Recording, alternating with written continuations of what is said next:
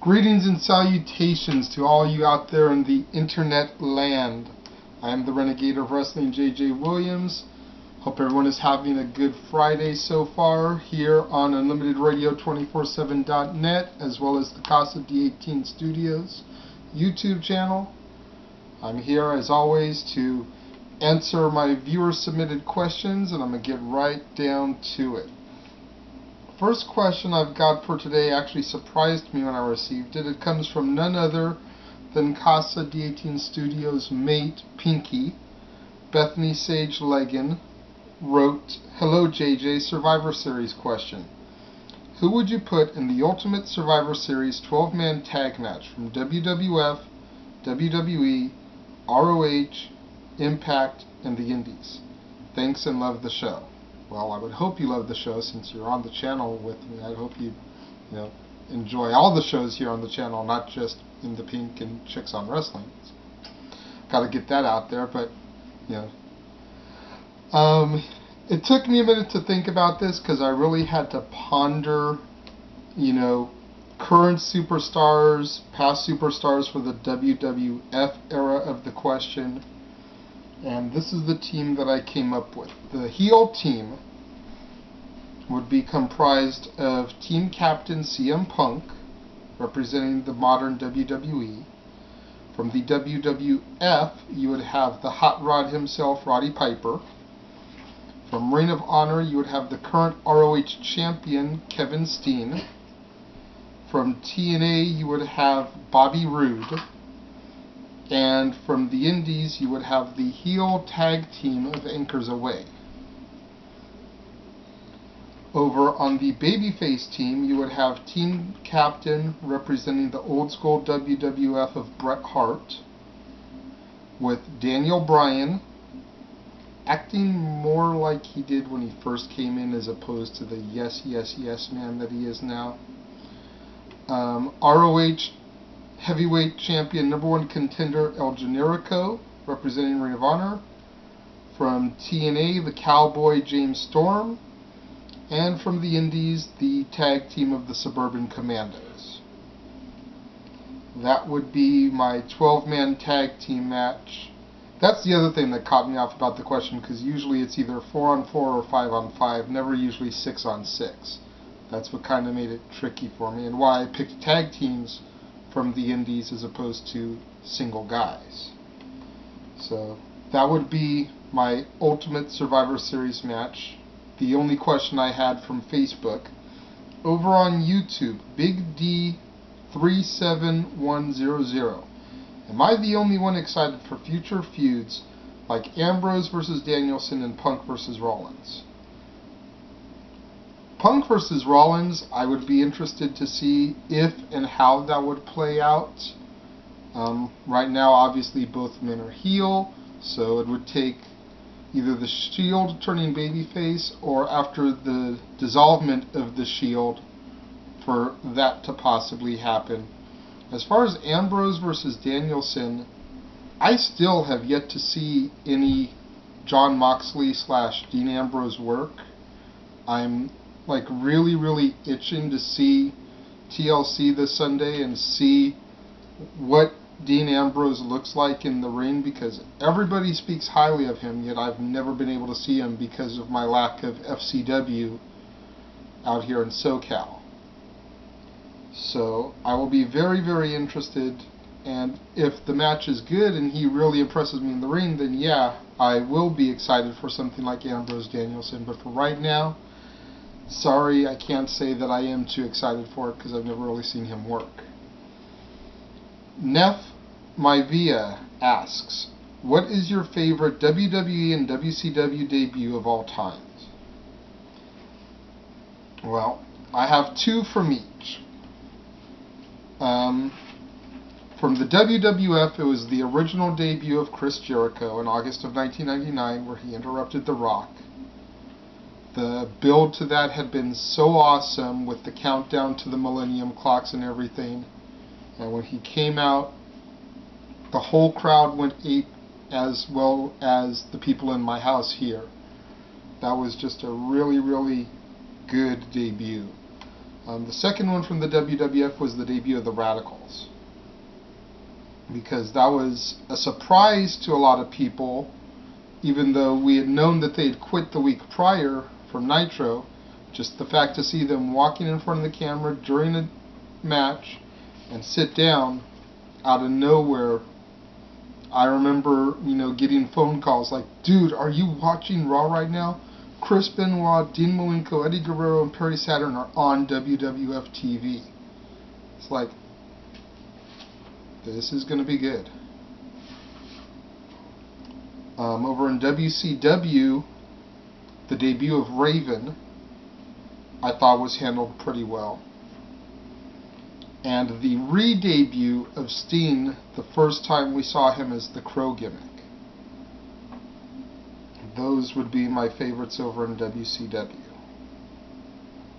Bad Axe Entertainment. Great show, JJ. What are 3 matches that you think are highly underrated, and what 3 matches that you think are very overrated? Keep up the good work. Alright, I'm going to give the overrated ones first. Number 3, overrated, Hogan and Andre, WrestleMania 3. Granted, it was a big moment, passing of the torch, if you will, from Andre to Hogan, but that match, wasn't as good as everybody made it out to be, even in the context of the storylines, in my opinion. Number 2, RVD versus John Cena, One Night Stand 2006. Yes, RVD cashed in his briefcase. He defeated the evil John Cena in the ECW One Night Stand at the Hammerstein Ballroom. But did anybody ever really doubt that it was going to happen? Seriously? When he came out that night and told John to his face months in advance that he was going to cash in his briefcase where the odds were in his favor when things could get extreme, did anybody really doubt that RVD was going to win? No. So, again, solid match, don't get me wrong, but not as great as people make it out to seem, in my opinion. And the number 1 overrated match of all time, in my opinion, I'm going to catch some crap from people in the studios on this, Undertaker versus Shawn Michaels, WrestleMania 25 and 26. I'm sorry, but had this match happened at WrestleMania 14, prior to Shawn Michaels busting his back in the Rumble that year, if that hadn't happened and they could have built this feud up to Mania that year, I honestly think this match would have been a match for the ages.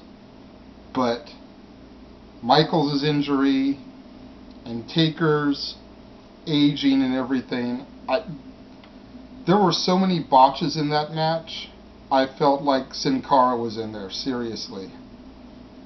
Again, nothing against the guys, nothing against the story they told in the match, but I just don't think the match is as great as people make it out to be.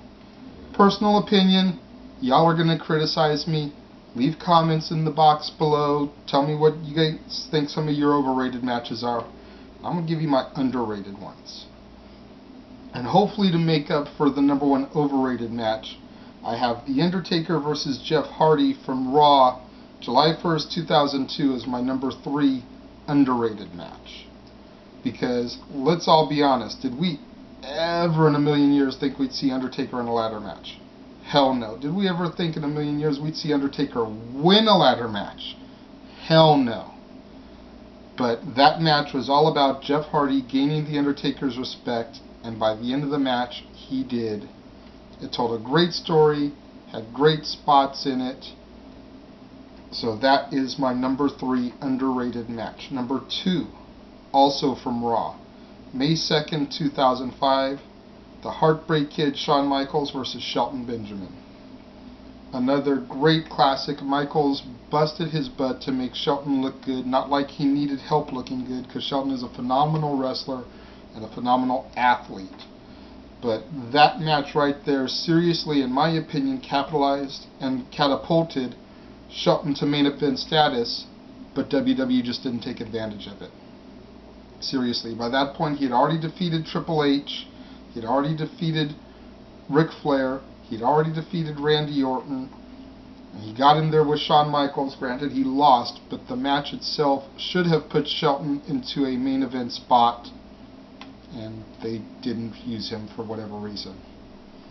And my number one underrated match of all time is one that Miss Jade actually watched herself for the first time a few days ago.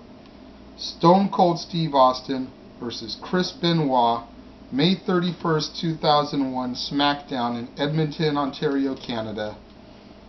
That match, I remember I was at work, getting ready to start work at Target that night, and I was in the break room watching it before I clocked in, and I thought Benoit had the belt and won for sure. But alas, it was not meant to be that night. Benoit would not get his crowning glory for another 3 years, sadly. And now, due to circumstances that have happened, unless you look up that match on YouTube or you've got like a videotape somewhere from that night, that match doesn't exist. And it hasn't been released on DVD for whatever reason, even prior to the Benoit scandal. It's not on, Austin's discs. It's not on the Hard Knocks disc. Why that match was not released on DVD prior to everything happening that went down, I don't know. And now, sadly, it never will be released because of those circumstances. And the last question I have for today is from Nappy1987. It says, when CM Punk eventually loses the title, do you think after a few months he will be back to mid-card hell? God, I hope not. I would like to think that CM Punk has done enough to change the opinion of the WWE brass about him that he will stay in the main event picture until he retires or finally gets released or gets injured, whatever. I think he's done enough to prove what caliber of entertainer he is and that he can be in the main event picture respectfully and not just a throwaway champion like he was when he was the World Heavyweight Champion. That's it for my questions for today. Make sure you check out on Sunday. We will be having our prediction episodes for TLC, which will also be happening on Sunday evening. So those predictions should be up around midnight and 6 a.m. If you did not get to hear my radio interview on Lowdown Radio with UnlimitedRadio247.net, I will be posting that on the Casa D18 Studios channel tomorrow, effective at midnight. It should be up and ready for people to listen to. Make sure you submit your questions to me. Respond in the comment box. Video responses, I will download and edit them into future shows. Please send me video responses. I want to see you guys when you're asking me the questions. I really want to do this and include you guys in the shows. Tweet me at ROWJJWilliams. And until Monday, when I bring you my next show, thank you for watching. We will see you next time right here at the Casa D18 Studios channel and UnlimitedRadio247.net.